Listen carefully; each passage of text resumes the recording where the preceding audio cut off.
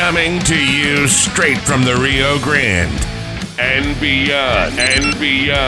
Broadcasting to the four corners of the globe. So grab your seat, your coffee, or your sundowner. Okay, everybody, here we go. On point, as always.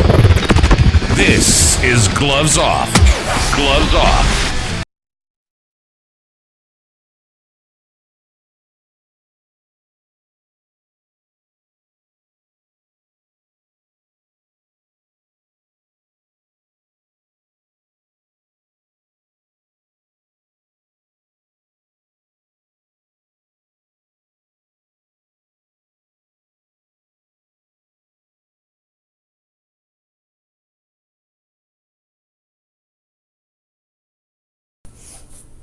Back at you with Gloves Off. I'm Professeur Buitrón. I'm here with Cynthia Vazquez, who's running for school board of LISD. How we doing?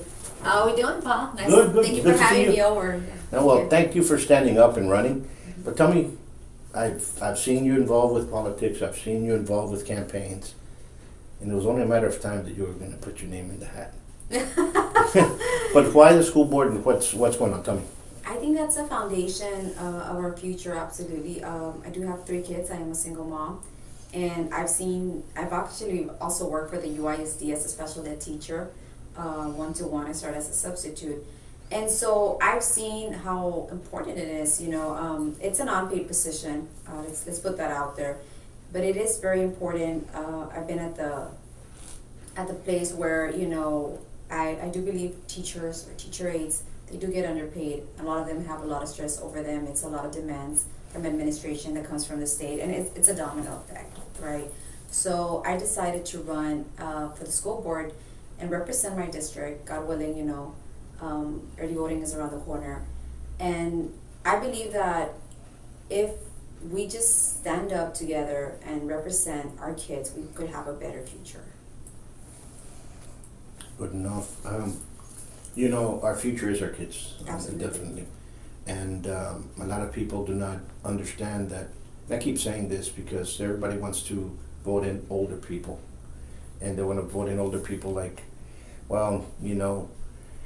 they have more experience. Okay, I get that. They've been here, I get that. They've had trials and errors, I get that. But so have young guys as well. And here in Laredo, and women as well.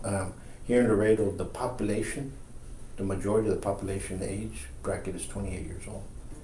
So we need to have voice and representation for the younger crowd. Understand what I'm saying? And we also have to come in with new ideas, and not only new ideas, try to teach correctly and go back to the basics. Let's start teaching in our schools.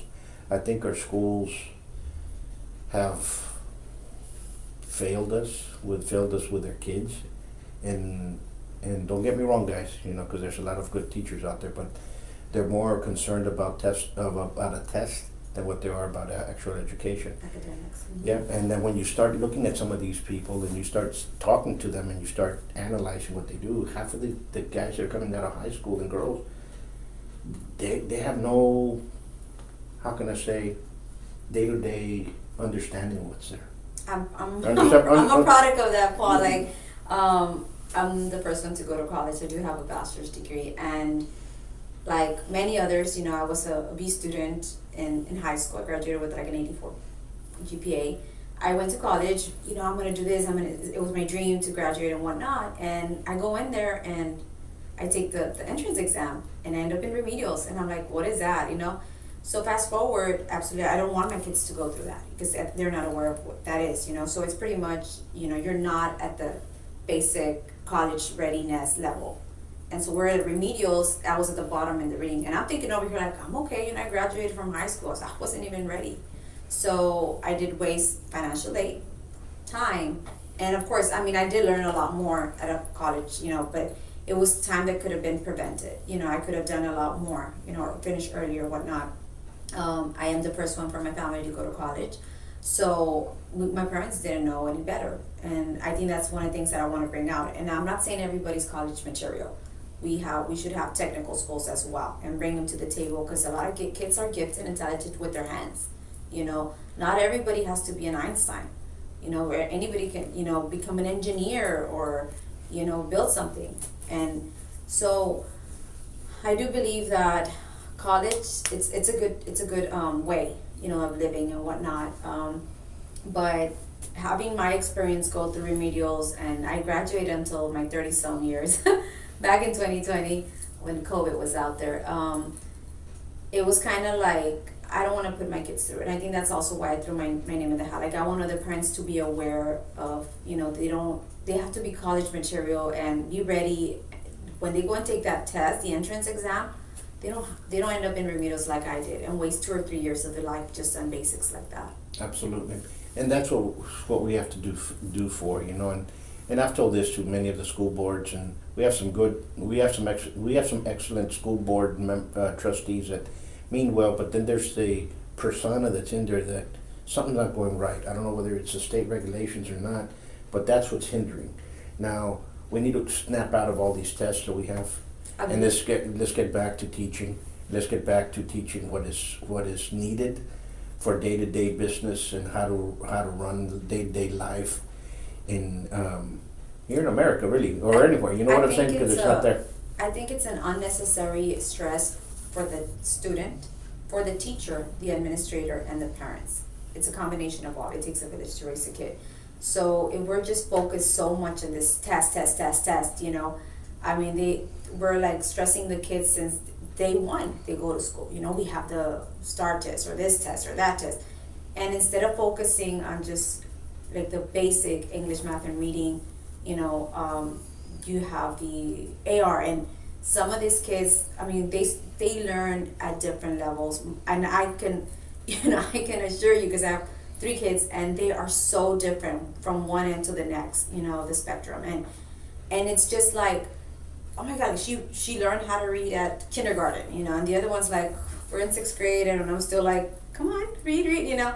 And it's not that he doesn't want to. Sometimes, you know, they have a disability, a dyslexia or ADHD and whatnot, so it just makes it harder. It's not impossible, but it just makes it harder. And it also makes it harder on the teacher to put the stress on them and say, why aren't they all reading, or what are, you know, and it's unnecessary stress, in my opinion.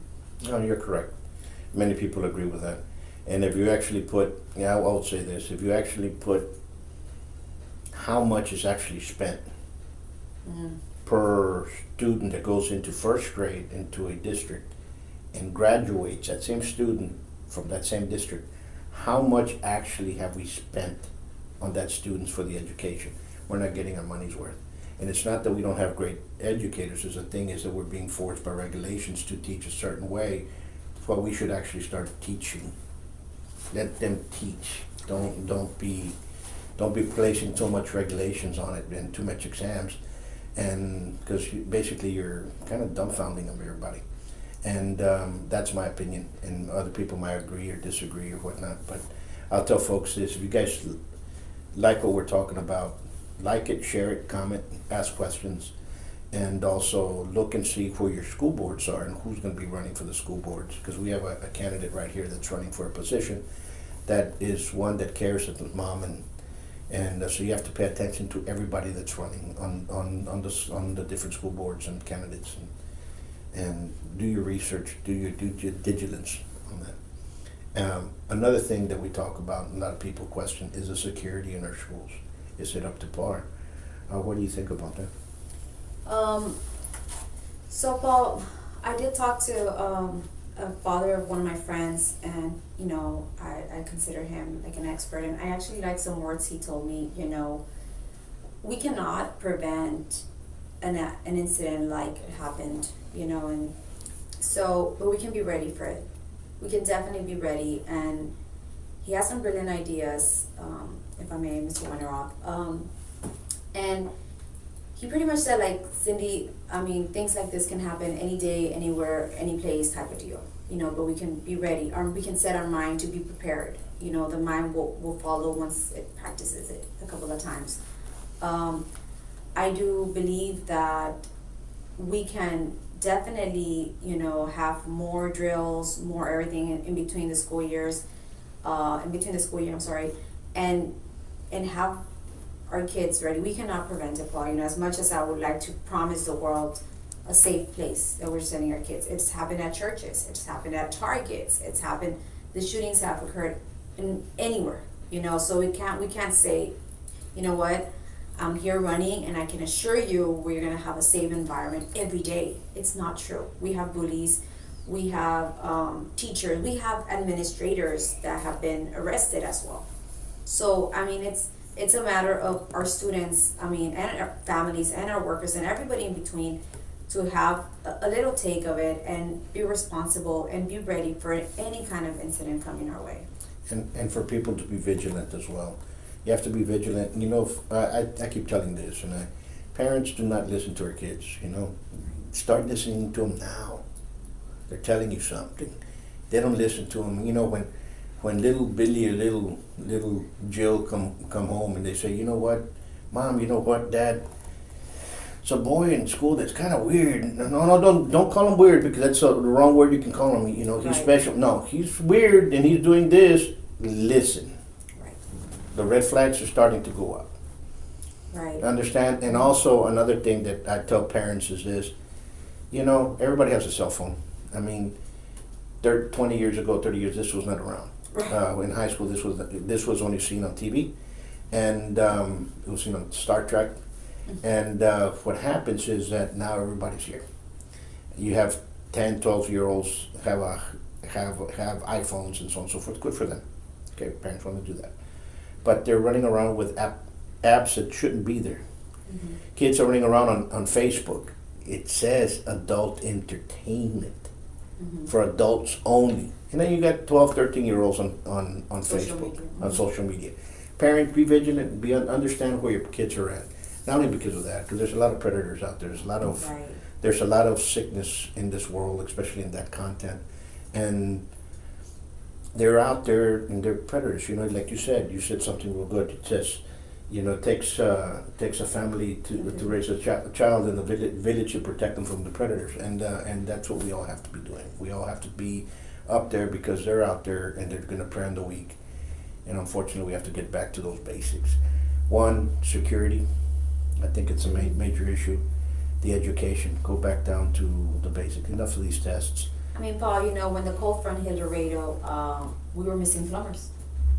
We were missing people, and there were some that were, what I heard, they was charging like an X amount of money, like a lot, Now think about it, and I think, right, Paz Descanse, if it was her and it's an elderly lady on a fixed income, and then you get this incident occurring at your house, like, how can she afford that? So, I think we can have technical schools back and like make it into vocational. You can make a living off of this. They used to have butchery. They used to have wood shop. They used to have automotives. I know some schools still do. Right. I know some schools still do, but I think we need to do that. We need to bring that in there. Guys, there's guys that fix cars for a living that are making good money. There's people that are welders that are making good money with those vocations. There's people that are, the tech industry is making good money. Let's start infusing more of those vocations, because there's a lot more out there to make money. Yeah, they have to open up their eyes. Even like for Border Patrol, you don't need a degree. It's okay to become a Border Patrol or a peace officer, or a firefighter. Like, instead of just pushing college, like, it is a way out. I'm not going to deny it, but it's not the only way.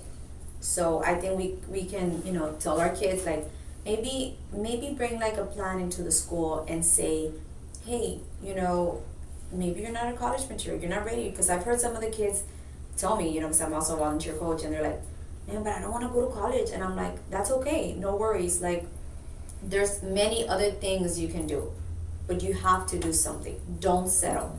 Don't be okay with, I'll just get this temporary job, because then 10 years later, you're at that temporary job. No, you're absolutely correct. And, I went to school. Then later on I went back, needed, not only did I have my school here, I ended up going back, got involved with a restaurant. And then all of a sudden from there, I went back to school and became an executive chef. So, folks, there's side hustles that you have to do if you're not doing it. Go out there. There's a lot of stuff out there that you can start learning. Pick up the phone. You know, the internet, YouTube is filled with courses. Yes. It's filled with courses. You can sign up at a tech school somewhere along the line, and everything's in front of you. You can do it at home. You can or do that. I mean, we live in South Texas. Excuse me for interrupting. And as you see the walls, this is called taxidermy. There's very few taxidermists, and they make good money. And deer season's going to start in a couple of weeks every year. Every year. And if you can have a good money and have a good sense of business, like take some business courses, how to treat customers right, how to have this right, how to do that skill, and invest in something like this, you can easily, that'll be a side hustle you can use. And people do not get that because, listen, everybody hunts here. Butcher shops, purveyors for deer. We don't have that. We have one. Wow. Okay, we need to get more of that. If we had 2, 3, I mean, that person would be making a killing. But people, you know, you have to think out of the box. That's right. I think that's what we're missing. Somewhere in the educational field, right there, is we have to think outside the box.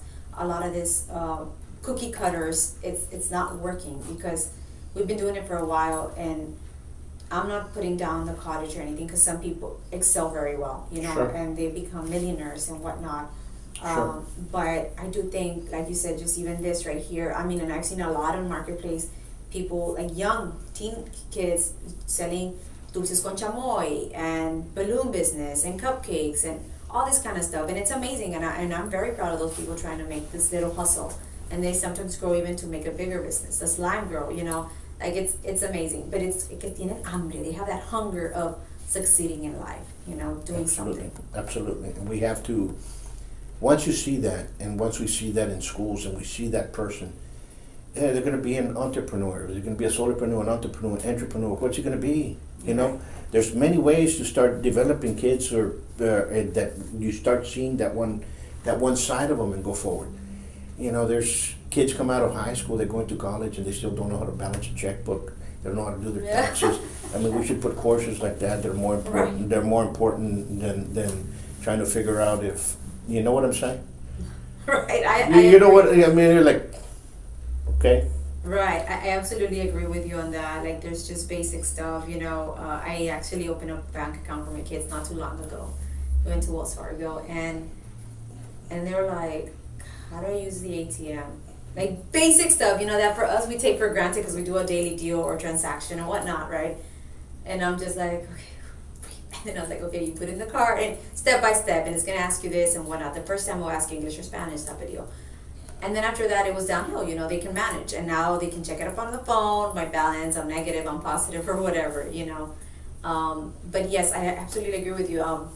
Basic stuff that once you come out to the real world, you know, like you're going to need an ATM or check your credit, because if you want to buy a house later, then this might affect you and whatnot. Don't lend your credit to anybody.